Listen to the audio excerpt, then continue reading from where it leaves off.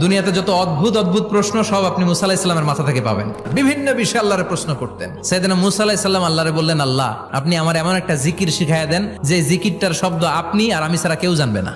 দিনে রাতে সব সময় এই জিকির আমি করব, আপনারে ডাকবো, কিন্তু শর্ত হলো এই জিকিরটা জানবে শুধু আপনি আর জানবো শুধু আমি। আল্লাহ বললেন, মুসা পড়ো লা ইলাহা ইল্লাল্লাহ। মুসা আলাইহিস সালাম কয়, মাবুদ এটা তো জাতীয় জিকির, সবাই জানে। আমি তো চাইছি এক্সেলেন্ট একটা জিকির, কারো কাছে নাই, শুধু আমি জানবো আর আমি পড়বো।